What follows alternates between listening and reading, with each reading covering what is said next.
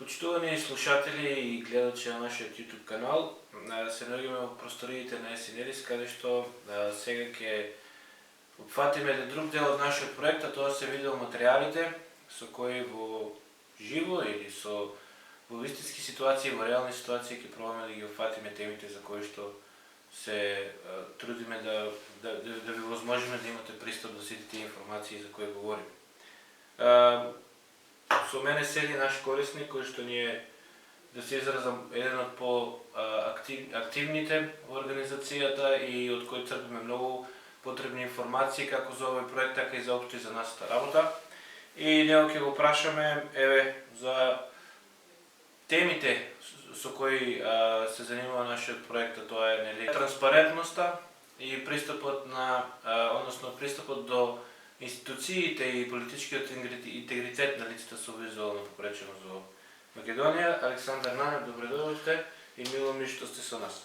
Добар ден и добро ве најдов. Мило ми мене што сум со вас и што нешто барем може да отвориме некоја тема на разговор кој што можеби е не секојдневен, ама е разговор или кој што би помогнал на лицата со инвалидитет или со слепило, а воедно ќе им помогне и на другите лица кои што ќе го гледаат YouTube каналот да видат нели со што се соочуваат слепите лица, како е нивниот живот, како е формиран нивниот живот, како тече нивниот живот, животен дел, работен дел и се останато. Така. Кажете ни малку за вас, како лице со попреченост? Јас сум Зане Фацо, слепо лице. Работам како дипломиран физиотерапеут во спецболница за палијативна и геријатриска медицина во Ѓорче. Веќе 36-та година, долг работен стаж. Тешко е да слепото лице се избори во животот за пиедесталот кој што треба да го достигне, нели, за да биде рангиран и да биде ставен како и сите други физиотерапеути, конкретно во мојата бранша, физиотерапеути да бидат исти.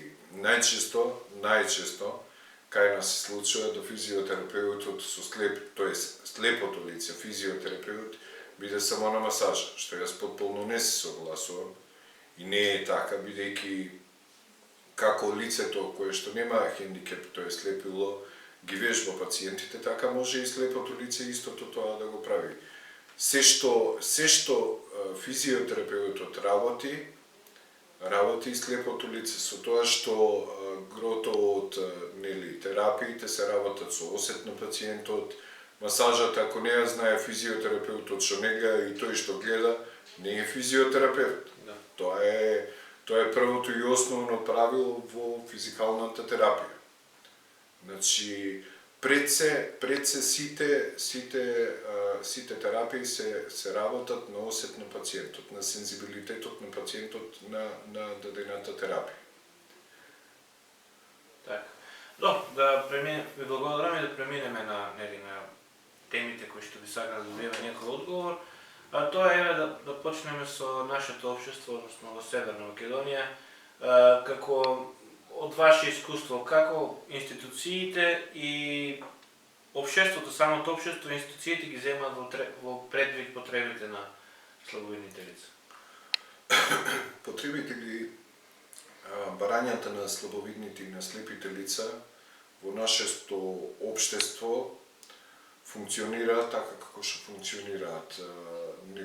Во принцип зависи и како си снаодлив, како умееш да се снаоѓаш во сето ова општество и сето ова секојдневие на живење, како едноставно знаеш да комуницираш со луѓето, дали си отворен, дали знаеш да комуницираш, бидејќи најчесто кој ќе се сретнат луѓето без инвалидитет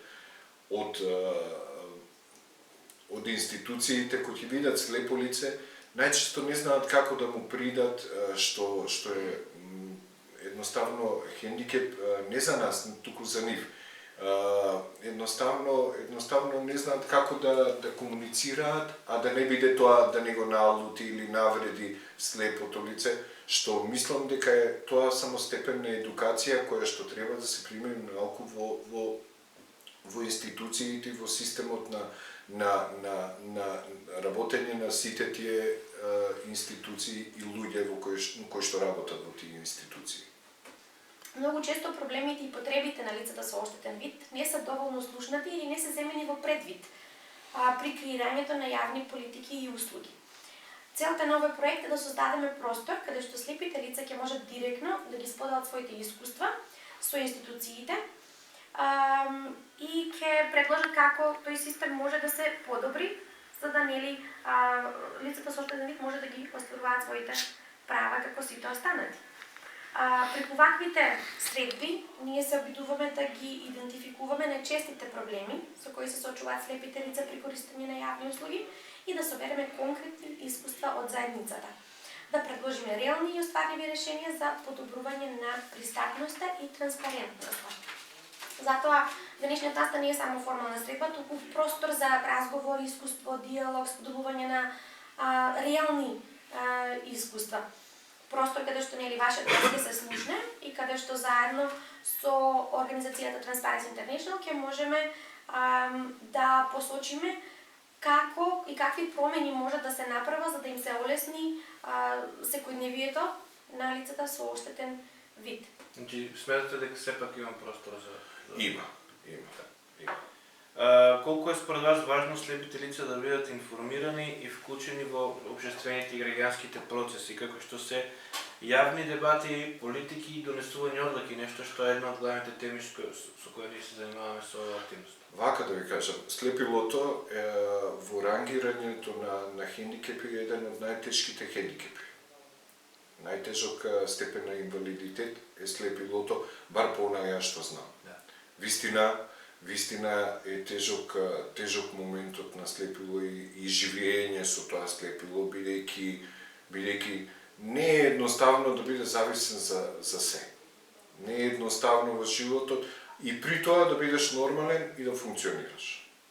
Меѓутоа, сите тие слепи лица се и едуцирани, има од нив и школувани и со факултети, кои што знаат и да комуницираат, кои што се и начитани, кои што знаат од многу сфери во образованието да се снајдат и во образовните делови, некои знаат и закони, нели, оние што завршиле некои правни факултети или нешто, некои од медицината, конкретно од физикална терапија, конкретно од било која гранка, сепак сметам дека лицата со слепило треба да се вклучат и да бидат информирани во секојдневието и во системот на живење.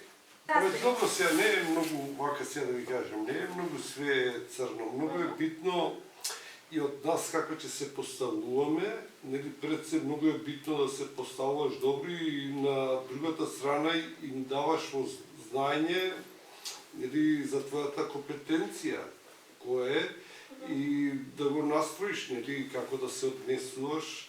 Но јас да ви кажам искрено на времето јас бев нели со бизнисот, бизнис елитата, луѓето, искрен да бидам, не сум чувствувал, да речам, некоја дискриминација. Сега многу е битно и поставувањето, како ќе се поставиш. Тоа е првично. Да, прво е тоа. А сега, мислам, не треба све она... Нели, овдека, мислам, реалноста е, се зависи и од личноста, особата, со кого ќе се соочиме да бидеме на разговор. Сега јас немам искуство да речам така некој лош пристап, како тука, како во Европа. Мислам, нели, ако се поставуваш онака, да имаш некој протокол на бон тон, нели, и ти се возвраќа. Мислам, како и во кај што живеам во зграда со комшиите, така те запознаваат, да речем и така се однесуваат. Во врска за околу технологијата, јас ме интересира, затоа што јас делам да се бавам со тоа, го следиме и некои организации и некои иновации што може да се внесат во македонското општество за да се олесни животот слепите лица. Вие имате ли некој предлог околу тоа? Дали се институциите, нивните веб страни, било кој од јавен интерес, пристапни лесно и имате ли некој предлог како тоа може да се смени? Страните, интернет страните, некои се пристапни, како што реков, некои не се пристапни во однос на нашите говорни програми што ги користиме ние. Затоа што говорните програми не секогаш ги читаат сите оние напишани редови, сликите уште помалку ги читаат, не ги читаат сликите. Така да има некои хендикепи нас што не супираат, например, да бидеме 100% упатени како вие што сте лица што го гледате сето тоа, во однос на манипулацијата и работењето со тие програми. Сега убаво би било тие говорни програми што се како JAWS, олеснително ни е, например, во времето јас кога користев Nokia и Symbian системи, беше само версија може да работи една година, 5 месеци или не знам, што не е препорачливо. Што не е и не е функционална. Крекуваната версија никош не може да биде функционална како што е легалната версија. Јас за моја среќа или несреќа, за моја среќа, јас си ги купував тие програми, се снаоѓав и ги купував што од Хрватска, што од Белград, човекот кој што беше застапникот од Белград сега веќе починат. Он беше застапник на ТОКС за овој дел на Балканот и од него ги купував тие авторизации. Дојде време да се авторизира тоа на сим картичките, па беше многу полесно затоа што еднаш веќе телефонот ако ти се расипе... Тоа е пред Android, не? Да, Symbianот е пред Android, пред iOS.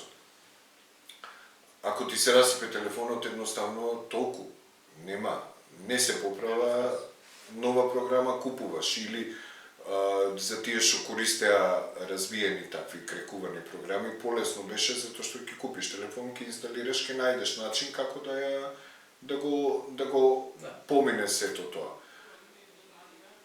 Ова со андроидите и со iOS е многу полесно затоа што они веќе во самите системи имаат интегрирано говорни програми кои што за наша среќа се многу по-бесплатни, затоа што него бесплатни затоа што купуваш телефон и имаш се на него. Имаш подесување. Да, мали подесувања и се имаш на него.